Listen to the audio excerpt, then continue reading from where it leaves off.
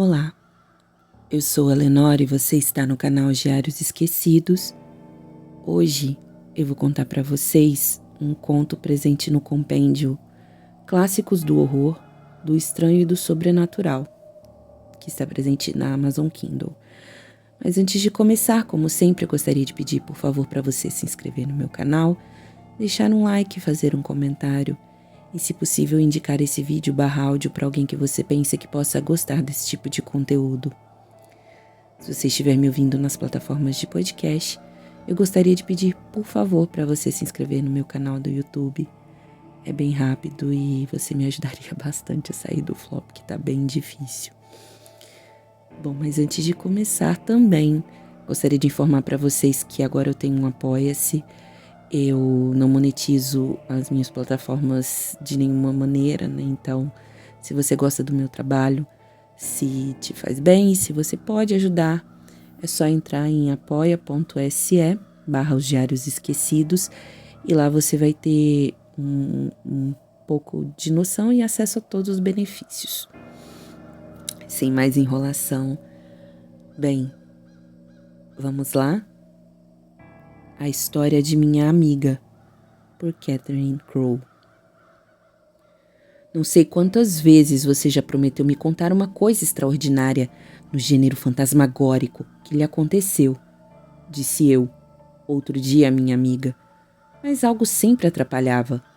Agora serei muito grata a você pelos detalhes se não tiver objeções à minha publicação da história.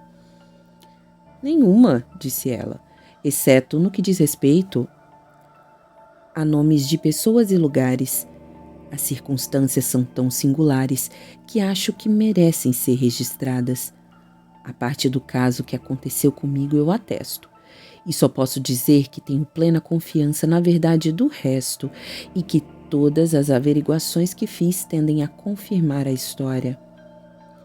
Eu lembro de você perguntar certa vez por que eu tão raramente visitava nossa casa em S. E eu disse que era tão terrivelmente triste que não podia habitá-la. Você talvez suponha que o que eu vou relatar aconteceu lá, mas não, pois a casa não tem sequer a reputação de ser assombrada. Isso lhe daria pelo menos algum proveito. Mas lamento dizer que o único proveito é que ela passou a ser nossa. Enfadonha como tal, de qualquer forma. Moramos nela por algum tempo, pouco depois de me casar. Eu não tinha filhos, o que tornava tudo mais enfadonho, especialmente quando meu marido era convocado. E em uma dessas ocasiões, alguns conhecidos que moravam em um lugar chamado Belfry, a cerca de 3 quilômetros de distância, convidaram-me para visitá-los por alguns dias. Belfry é uma casa quadrada comum, semelhante a que um médico ou advogado habitariam em uma cidade provinciana. Um pequeno portão em vai e vem branco, um gramado redondo com algumas dálias dispersas, uma estrada de cascalho que leva ao pequeno pórtico e uma sineta terrível para tocar quando se deseja ser anunciado. Isso em seu exterior. O interior não é mais sugestivo para a imaginação. No andar térreo, há a sala de estar de um lado e o saguão do outro, com uma longa passagem que leva aos escritórios nos fundos. No andar de cima, uma espécie de corredor com quartos sombrios que se abrem para ele. Decididamente sem graça, mas perfeitamente prosaica. Não fora de maneira alguma calculada para inspirar terrores fantasmagóricos. E, de fato, devo confessar que o sobrenatural, como é chamado, era um assunto que, àquela época, nunca havia prendido minha atenção. Menciono tudo isso para mostrar que o que aconteceu não foi fruto de minha imaginação excitada, como os eruditos sempre dizem sobre tais coisas. Além disso, eu era jovem e, tanto quanto posso acreditar, gozava de boa saúde. O quarto que me cederam era o melhor, simples, mas confortavelmente mobiliado, com uma grande cama de 4 colunas, e dava para o cemitério. Mas essa não é uma perspectiva incomum nas cidades do interior e não pensei nada a respeito. Agora que entendemos melhor essas coisas, acho que não seja fantasmagórico, mas insalubre. Nas primeiras 2 ou 3 noites em que dormi lá, nada de especial aconteceu. Mas na 4ª ou 5ª noite, logo depois de adormecer, fui despertada por um ruído que parecia estar muito perto de mim. Ao escutar com atenção, ouvi um farfalhar e o som de passos no chão. Esqueci por um momento que trancara a porta e, concluindo que era a governanta, que às vezes aparecia quando eu ia deitar para perguntar se estava confortável, eu disse: "É você, senhora H?" Mas não houve resposta, ao que me sentei e olhei em volta. Como não vi ninguém, embora ainda escutasse o barulho, pulei da cama. Então observei, pois era uma noite de luar brilhante, que havia uma grande árvore no adro da igreja, muito próxima à janela, e concluí que uma brisa soprara e fizera os galhos tocarem o meu vidro. Portanto, deitei-me novamente, bastante satisfeita, e me acomodei para dormir. Mal fechei os olhos, porém, quando os passos recomeçaram, desta vez muito distintos para serem confundidos com qualquer outra coisa, e enquanto ouvia com espanto, percebi um suspiro profundo.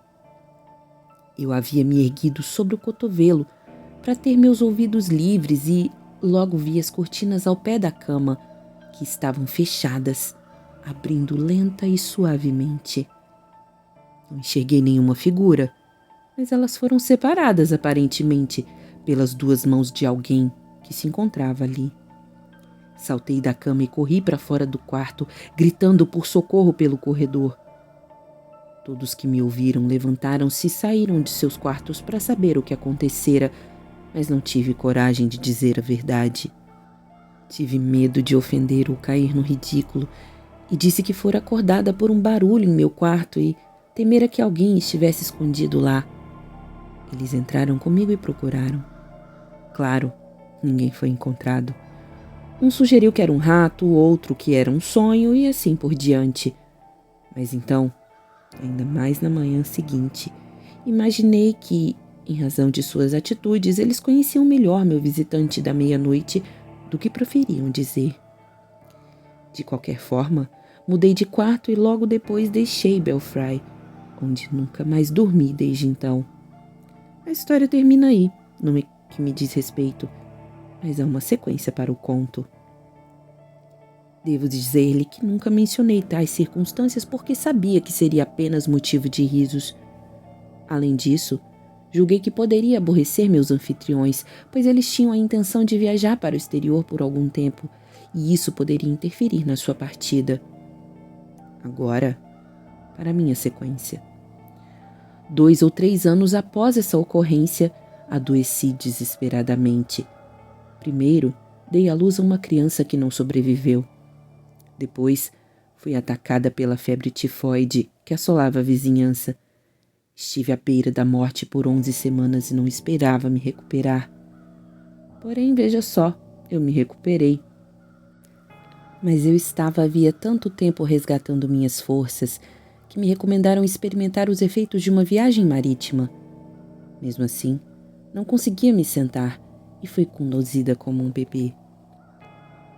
Uma vez que uma boa criada não teria utilidade a bordo do iate, contrataram a filha de um marinheiro para me acompanhar, uma jovem forte e saudável, a quem meu peso era de uma pluma. Ela cuidava de mim com a maior atenção e eu a achava simples, verdadeira e direta, tanto que pensei em contratá-la permanentemente. Com essa intenção, e também porque ajudava a passar o tempo, questionei-a sobre sua família e modo de vida de sua classe na parte remota da qual viera. Suponho, Mary, que você nunca esteve fora de casa antes, né? Ah, sim, senhora. Trabalhei como empregada doméstica por um curto período em Belfry, mas não muito longe de sua residência, senhora. Logo deixei aquele lugar e nunca mais me afastei de casa. Mas por que você foi embora? Não gostou do lugar? Não, senhora. Mas por quê? Talvez você tivesse muito o que fazer? Não, senhora. Não era um trabalho difícil, mas coisas desagradáveis aconteceram. Então fui embora. Que Que tipo de coisas desagradáveis? Perguntei, com minha própria aventura por lá subitamente retornando à memória. Ela hesitou e avisou que eu talvez ficasse alarmada. Também fizeram uma espécie de promessa aos seus patrões de não falar a respeito e nunca mencionou o que acontecera a não ser para seus pais, a fim de explicar a partida tão repentina. Segurei-lhe que não ficaria alarmada e superei seus escrúpulos. Então, ela me contou o que se segue. Parece que trabalhara como criada em Belfry cerca de 2 anos antes de minha visita. Pouco depois de sua chegada, sua patroa ficou muito mal e seu patrão passou a dormir no outro lado da casa, enquanto Mary arrumou sua cama no quarto de vestir para estar por perto caso a inválida precisasse de algum auxílio durante a noite. Tinha instruções para deixar um lanche pronto, caso necessário, e por volta das 2 da manhã, a patroa avisou que gostaria de um pouco de caldo. Mary levantou-se e, vestida pela metade, desceu as escadas com uma vela na mão para buscar um pouco do caldo que deixara fervendo em fogo baixo na cozinha. Enquanto descia o último lance de escadas, ficou bastante surpresa ao ver uma luz brilhante saindo da cozinha, cuja porta estava aberta. Muito mais brilhante que poderia provir o fogo, pois toda a passagem estava iluminada por ela. Seu primeiro e muito natural pensamento era de que havia ladrões na casa. Estava prestes a correr escada acima para voltar ao quarto da patroa, quando lhe ocorreu que um dos criados poderia estar na cozinha a fim de apanhar algum objeto. Ela parou e escutou, mas não havia o menor som. Tudo estava em silêncio. Então, pensou que algo poderia estar queimando. Assim, um tanto assustada, avançou na porta e espiou, quando, para sua surpresa, viu uma senhora vestida de branco sentada perto do fogo, para o qual olhava triste e pensativa. Suas mãos estavam sobre os joelhos e 2 grandes galgos, lindos cachorros, disse Mary, sentavam a seus pés. Ambos olhavam para o rosto dela com ternura. Seu vestido parecia feito de cambraia ou algodão e, segundo a descrição de Mary, era do tipo usado pelas damas no século XVII. A cozinha estava tão clara como se iluminada por 20 velas, mas isso não a incomodou, disse ela. Tão tranquilizada pelo surgimento de uma senhora, em vez de um bando de ladrões, não lhe ocorreu questionar quem era ela ou como viera parar lá. Dizendo, com licença, senhora, Mary entrou na cozinha, fez uma reverência e foi em direção ao fogo. Mas conforme avançava, a visão recuava, até que finalmente, senhora, cadeira e cachorro deslizaram pela janela fechada. Então, a figura apareceu ereta no jardim, com o rosto perto das vidraças e os olhos mirando com tristeza e sinceridade a pobre Mary. E o que fez então Mary? Disse eu. Oh, senhora! Então me senti muito estranha e caí no chão com um grito. Seu patrão ouviu o grito e desceu para ver o que estava acontecendo, quando ela lhe contou o que testemunhara. Ele se esforçou para persuadi-la de que era tudo fantasia, mas Mary afirmou que sabia se tratar de algo mais do que isso. No entanto, prometeu não falar a respeito, pois poderia assustar sua patroa doente. Posteriormente, ela encontrou a mesma aparição melancólica andando de um lado para outro no corredor que dava para o quarto no qual eu havia dormido. Não gostando desse reencontro, ela o informou aos patrões e partiu do local. Mary não soube de mais nada, pois sua casa ficava a alguma distância de Belfry, que ela não tornara a visitar desde então. Mas quando eu recuperei minha saúde e voltei para aquela parte do país, descobri, ao inquirir, que tal aparição assombrava não apenas a casa, mas a vizinhança, e conversei com várias pessoas que afirmaram tê-la visto, geralmente sozinha, mas às vezes acompanhada, pelos 2 cachorros galgos. Uma mulher disse que não tinha medo e que, caso encontrasse o fantasma, estaria determinada a tocá-lo a fim de verificar se era positivamente uma aparição. Ela encontrou ao cair da noite no caminho que passa pela estrada principal entre Belfry e G, e estendeu o braço para segurar o vestido. Ela não sentiu substância alguma, mas descreveu a sensação como se tivesse mergulhado a mão em água fria. Outra pessoa a viu passar pela cerca viva e a observou que podia ver a cerca através da figura enquanto ela deslizava pelo jardim. A mulher era translúcida. Disse que essa infeliz senhora era ancestral do proprietário original do lugar, que se casara com um homem que amava, contrariando o consolo de suas amigas, e tarde demais descobriu que ele unira-se a ela apenas pelo seu dinheiro, necessário para reparar sua fortuna arruinada. Ao mesmo tempo, ele estava completamente apaixonado pela irmã mais nova dela, cuja porção da herança era pequena demais para o seu propósito. A irmã veio morar com os recém-casados e, sem suspeitar de nada, a esposa ficou algum tempo totalmente incapaz de explicar a conduta misteriosa e alienada de seu marido. Por fim, ela despertou para a terrível realidade, mas, incapaz de superar sua paixão, continuou a viver sob seu teto, sofrendo todas as torturas do ciúme e do amor desiludido. Ela evitava o mundo, e o mundo, que logo ficou sabendo da situação, evitava associar-se a seu marido. Assim, ela deixou sua existência ser arrastada sem nenhuma companhia, a não ser a de 2 cachorros galgos notáveis que seu marido lhe dera antes do casamento. A cavalo ou a pé, sempre estava acompanhada por esses animais. Eles e sua afeição eram tudo que poderia chamar de seus na terra. Ela morreu jovem, não sem algumas suspeitas de que seu fim fora apressado, pelo menos passivamente, por negligência, se não por meios mais ativos. Quando ela se foi, marido e a irmã se casaram, mas a tradição afirma que a união foi tudo menos abençoada. Disse que na noite de núpcias, imediatamente após sua acompanhante deixá-la, ouviram-se gritos procedentes do quarto da noiva e que, ao subirem as escadas, a noiva foi encontrada histérica e o noivo pálido e aparentemente tomado de terror. Depois de um tempo, eles desejaram ser deixados sozinhos, mas pela manhã era evidente que nenhuma cabeça havia deitado nos travesseiros. Passaram a noite sem ir para a cama e no dia seguinte saíram de casa. Ela nunca mais voltou. Supõe-se que tenha enlouquecido e morrido no exterior naquele estado, zelosamente cuidada por ele, até o fim. Após a morte dela, ele retornou uma vez a Belfry, um homem prematuramente envelhecido e melancólico. Depois de ficar alguns dias e destruir várias cartas e papéis que pareciam ser a razão de sua visita, ele foi embora e nunca mais foi visto naquele condado.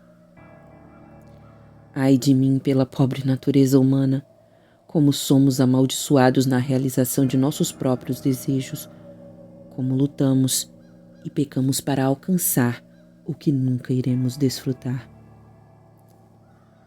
Fim.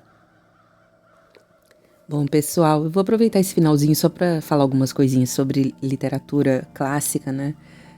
Gótica clássica. A Catherine Crowe, ela é uma autora aí do século XIX, né? Ela escreveu praticamente toda a sua obra durante o século XIX. Praticamente não, toda a obra dela foi escrita durante o século XIX.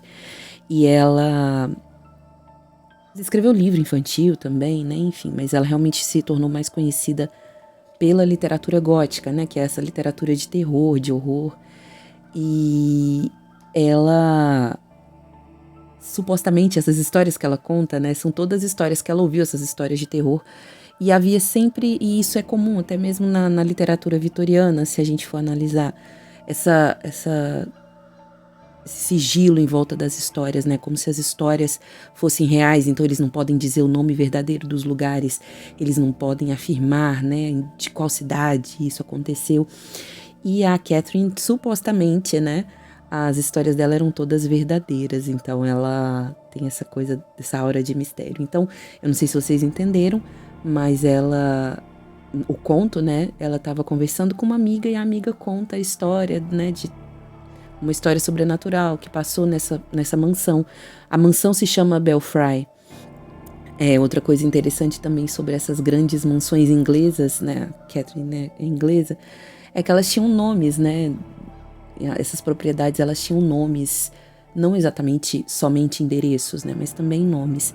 Então, essa mansão, a amiga da narradora ficou lá, viu esse fantasma abrindo ali, né, as cortinas da cama e saiu correndo, e depois ela encontrou com essa Mary, que tinha sido uma empregada nessa mesma mansão, e a Mary disse, né, contou toda a história do que seria a aparição, né, que a amiga da nossa narradora ouviu.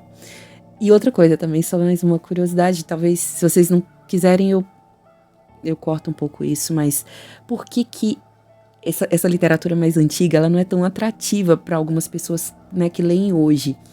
A gente tem que lembrar que nos séculos passados, na literatura gótica, clássica e de terror, e literatura antiga como um todo, era muito comum que eles fizessem uma descrição assim minuciosa dos ambientes, porque a gente tem que pensar o seguinte: quando hoje em dia a gente fala uma mansão aconteceu num castelo, a gente já tem uma ideia formada do que seria isso, mas naquela época não, né? Então eles descreviam tudo nos mínimos detalhes justamente para dar essa ambientação, porque hoje em dia a gente é super populado aí por imagens, enfim, se você não tiver ideia de como é um solar, por exemplo, é só você entrar no Google e pesquisar. Mas naquela época não, então eles realmente tinham essa questão de exagerar nas descrições, e isso não é nada atrativo para o leitor recente, né, o leitor moderno, que gosta que a história desenrole logo. Eu particularmente amo esse estilo literário extremamente descritivo, eu viajo nas descrições. Mas é isso, acho que eu falei demais, eu me empolgo, que como eu disse a vocês, o meu mestrado foi em literatura gótica, foi sobre o insólito, e eu sou professora de literatura já, sei lá, mais de 15, 16 anos, então imaginem aí que eu tenho um escopo assim, bastante grande para falar sobre isso. Mas se vocês quiserem eu não falo, né, enfim. E também me desculpem que eu tô um pouquinho rouca, porque eu peguei, gente, uma sinusite bacteriana, assim, terrível, fiquei internada. E tudo que eu tinha programado para gravar, eu tive que passar, fiquei 10 dias sem poder fazer nada nas férias. E aí minha voz ainda tá um pouco anasalada, ainda tá um pouco zoada, mas enfim, chega, né? E é isso. Obrigada e tchau, tchau.